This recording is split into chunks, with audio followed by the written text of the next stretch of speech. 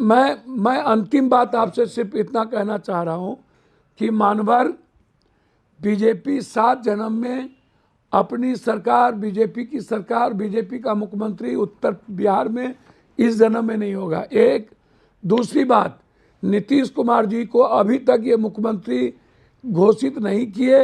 नीतीश जी ने इनके एक बार भी मीटिंग में और किसी में नहीं गया। ठीक है गौरव भाटिया रिप्लाई। तीसरी चीज ये ऊंट बैठ भी जाए तो गधा से ऊंचा है, ये बीजेपी वाले के पता है। अच्छा, ये आपने क्या बोला लास्ट के अंदर? आपने बोला ऊंट बैठ नहीं पा रहा तो गधा होता है। ऊंट बैठ नहीं पा रहा। देखिए पप्पू जी, जाइए भत्ता छोड़कर। पप्पू जी देखिए, अब सवाल का जवाब तो देना पड़ेगा ना पप्पू जी, छोड़ के मत जाइए। 20 डिबेट में बिल्कुल फुल फ्रेम काटिए पप्पू यादव जी को, फुल फ्रेम काटिए पप्पू यादव जी को। पप्पू यादव जी छोड़ के मत जाइए, ऑडियो खोलिए। पप्पू जी छोड़ के मत जाइए, पप्पू जी छोड़ के मत जाइए, सवाल का जवाब दीजिए ना। लगता है आपने माइक को हटा दिया। गौरव भाटिया रिप्लाई। देखिए अमीश भाई, ये क्यों भाग गए आप समझिए। आपके तीखे सवाल, हमारी तीखी टिप्पणियां, और ये कट्टों वाली राजनीति करते हैं। ये गोलियां तो चला सकते हैं लेकिन शब्दों के बाढ़ इनके चलाने का बस में नहीं है। ये हम पे कर रहे थे टिप्पणी, आपने बिल्कुल सही याद बोला। आप बताइए, कहते थे आरजेडी के लिए कि कांग्रेस तो ऊंट है और अगर ऊंट बैठ भी जाता है तो गधे से ऊपर रहता है। अब आरजेडी को गधा बुलाते हैं तो किस तरह का इनका तालमेल है। दूसरी बात, तेजस्वी यादव के झूठे वादे, हर परिवार को एक सरकारी नौकरी। आप जैसे पत्रकार ने पूछा कैसे दोगे? 2,70,00,000 परिवार, लेकिन देखिए करोड़ का बजट, इन सब पे गौरव हमने बात बहुत कर ली। मैं आज के विषय पर आना चाहता हूं। अगर एग्जिट पोल में एनडीए को जिताने की कोशिश है, सुनील कुमार सिंह कह रहा है एग्जिट पोल तो एनडीए करवाता नहीं है, एग्जिट पोल तो एजेंसीज करती हैं, और 18 एग्जिट पोल हुए हैं। 18 में से लगभग 17 एग्जिट पोल एनडीए को बढ़त दिखा रहे हैं कंचना यादव। तो इसके अंदर अगर कल एनडीए जीतता है तो बिहार को नेपाल और बांग्लादेश बनाया जाएगा। ये धमकी क्यों? देखिए अमीर जी, आपने जैसे चिल्लाया ना, breaking news breaking news breaking news हो गया इन पे एफआईआर। इनके एक सांसद महोदय हैं कंगना रनौत, राष्ट्रद्रोह का केस चलने वाला है उन पर। और खैर पप्पू जी को एक सांसद हैं, वो जो भी आपके चैनल पे बोल रहे थे, आप एक सांसद से, एक ऐसे व्यक्ति से डिबेट करवा रहे हैं जो पजामा भी नहीं पहन सकते हैं। पजामा न पहनने वाला व्यक्ति एक सांसद से डिबेट कर रहा है और तू तड़ाक कर रहा है। मुझे ये शोभा नहीं दिया। तो अगर वो उठकर चले गए, अपने शान में उठकर चले गए तो बेहतर किए। हम पहले ही सोच रहे थे कि आखिर में ऐसे पजामा न पहनने वाले व्यक्ति के साथ एक सांसद डिबेट कैसे कर सकता है। खैर छोड़िए उस पर, बात आते हैं बिहार पर। बिहार में आपने देखा, एफआईआर कर दें, अरे कितने पे करेंगे एफआईआर? सब पे करेंगे, पूरे बिहार पर करेंगे एफआईआर। सासाराम में 8 बजे ट्रक गया, स्ट्रांग रूम में 8 बजे गया, शाम में निकला सुबह 3 बजे। आप बताइए ना, इस पर जवाब क्यों नहीं दे रही हैं डीएम साहिबा कि इतने रात तक क्या कर रहा था, इतने रात तक क्या कर रहा था और किससे परमिशन लिया था और किस लिए गया हुआ था? और जब जो ट्रक का ड्राइवर है वो तो फरार है, उसके बारे में पता भी नहीं है। तो गोल गोल घुमाने से जो है जवाब नहीं मिल जाएगा। हाँ ठीक है, ईवीएम उस पर आएगा काउंटिंग के बाद, लेकिन बस सासाराम में ही। और जो 46 जो काउंटिंग सेंटर बने हुए हैं वहां पर ईवीएम नहीं जाएगा। एक ही जगह बस पेटी आप भेज रहे हैं कि वहीं का ईवीएम बस निकलेगा वहां से। आप मुझे सुन पा रहे हैं क्या? आप सासाराम की जो बात कर रही हैं उसके अंदर बॉक्सेस को देखा गया, बॉक्सेस तो खाली निकले। जिन सिक्योरिटी पर्सनल की आप बात कर रहे हैं वो तो खाली निकले। देना चाहता हूं, व्यक्तिगत टिप्पणी हुई, आपने नहीं रोका। एक उत्तर नहीं, सुनिए।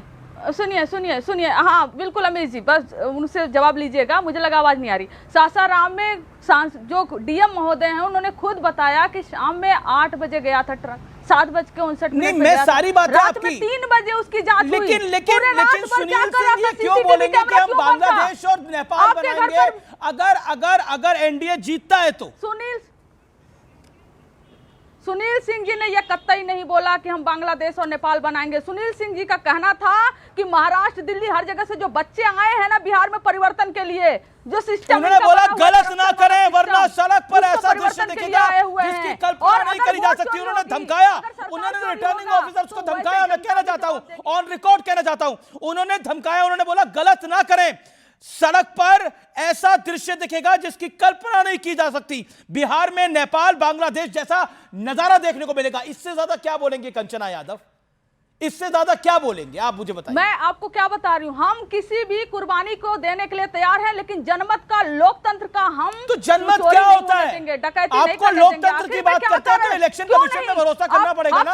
आप हर जगह नेपाल थोड़ी बना देंगे। बंद हो रहा है, क्या कुर्बानी देंगे? कैसे बंद हो रहा है? क्या कुर्बानी देंगे? किसकी कुर्बानी लेंगे? किसकी कुर्बानी देंगे? रात भर क्या की, कैसे गया वीवीपैट? कितनी बड़ी बात है आप बोल रही हैं। ईवीएम को जो बॉक्सेस होते हैं कैसे गया? ओके, मैं गौरव भाटिया का रुख करता हूं। गौरव भाटिया, कोई भी कुर्बानी हम देने को तैयार है, लेकिन गलत नहीं होने देंगे। नहीं, सबसे पहले तो व्यक्तिगत टिप्पणी कर रही है, मेरी छोटी बहन है, और दूसरों के पैजामों पे इनकी नजर क्यों रहती है मैं समझ नहीं पाया। तो अमीश भाई, मैंने एक तस्वीर देखी, फिर मुझे समझ में आ गया कि छोटी बहन दूसरों के पजामे क्यों देखती है। ये देखिए, लालू प्रसाद यादव हैं, ये कुर्ते के नीचे कुछ पहने हैं कि नहीं, और एक महिला बैठी हुई है सामने। अरे अच्छा, इसलिए आरजेडी में लालू प्रसाद यादव केवल कुर्ता पहने या नीचे कुछ नहीं पहने, मुझे नहीं पता, वो अब मेरी छोटी बहन बताएंगी। हो सकता है आरजेडी में ट्रेनिंग ऐसे ही देते हो कि कुर्तों के नीचे झांको। ये चुनाव का आज मुद्दा है कि कंचना यादव को बताना है कि किसके कुर्ते के नीचे शॉर्ट है, पजामा है या कुछ नहीं है। अच्छा नहीं लगता, लेकिन ठीक है, ये आरजेडी की संस्कृति है, लालू प्रसाद यादव ने शुरू करी है। भैया पूरा देश देखा था। छोटी बहन शांत हो जाओ। छोटी बहन, लालू प्रसाद यादव और तेजस्वी यादव दोनों के कुर्ते के नीचे क्या है आप देखो, हमें उससे कोई मतलब नहीं है। आज जो मुद्दा है कि अब हम वही करेंगे। विषय से बाहर निकलना चाहिए, विषय पर आना चाहिए। राजीव रंजन भी इंतजार कर रहे हैं, अनुराग भदौरिया साहब भी इंतजार कर रहे हैं। तो मैं अपनी बात पूरी कर लूं। जी बिल्कुल, आप गौरव भाटिया अपनी बात पूरी करेगा, लेकिन राजीव रंजन भी इंतजार कर रहे हैं। लेकिन क्विकली गौरव भाटिया, हर कुर्बानी देने को तैयार है, बोला कंचना यादव ने। आपका जवाब? देखिए, सबसे पहले तो ये ब्लैकमेल और धमकियां बिहार में चलने नहीं जा रही हैं। एफआईआर हो गया है और गिरफ्तारी भी होगी। देखिए, ये लोकतंत्र और जनादेश का अपहरण करने वाले लोग, जंगल राज वाले लोग, ये ट्रेलर समय समय पर दिखाते रहते हैं। लखीसराय में दिखाया, बिहार के अन्य इलाकों में विधानसभा चुनाव के दौरान इनके कई कारनामे सामने आए। और ये ताज़ा बयान, ये हैरानी पैदा करने वाला बयान है। ये जिसका लोकतंत्र पे यकीन होगा, जिसका संविधान में यकीन होगा, वो ऐसे बयान कैसे दे सकता है?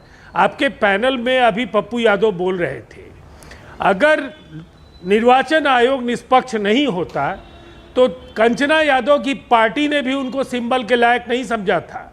और जहां राहुल गांधी का वो नाम लेते हुए थकते नहीं हैं, राहुल गांधी ने भी उन्हें धक्के मार करके किनारे कर दिया।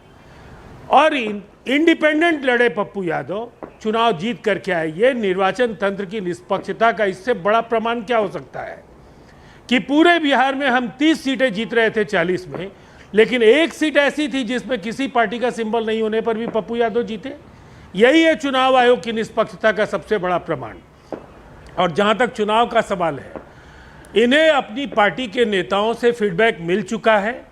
मैं एग्जिट पोल्स की विश्वसनीयता पर बहस नहीं करूंगा, लेकिन इतनी बात तय है कि जो हमारा फीडबैक है उसके आधार पर हम कह सकते हैं। और जो इन्हें मिला फीडबैक, एग्जिट पोल सही हो गलत हो अलग बात है, कल नतीजों में आप जीतो या राजद जीत के आए वो अलग बात है। लेकिन अगर आप भी हारते हो, कल हम मान लेते हैं आप भी हारते हो, तो क्या बोलोगे चुनाव आयोग गलत है? क्या बोलोगे कि बिहार को हम नेपाल और बांग्लादेश बना देंगे? बीजेपी और आप हार जाते हो मान लिया कल चुनाव, तो बिहार और बांग्लादेश बना देंगे आप लोग, बिहार को नेपाल और बांग्लादेश बना देंगे आप लोग। देखिए, हमारे ये और बात इनके, कहां तक सही है? हमारे और इनके संस्कार और इनके राजनीतिक संस्कृति का बुनियादी फर्क समझ लीजिए। 2020 के विधानसभा चुनाव में हमारी केवल 43 सीटें आई, लेकिन हमने कहीं भी निर्वाचन आयोग की निष्पक्षता पर सवाल खड़े नहीं किए। जनता ने जनादेश दिया है सर आंखों पर। जीतते हैं उनका आभार, हारते हैं तो उसका मंथन। ठीक है, पॉइंट है।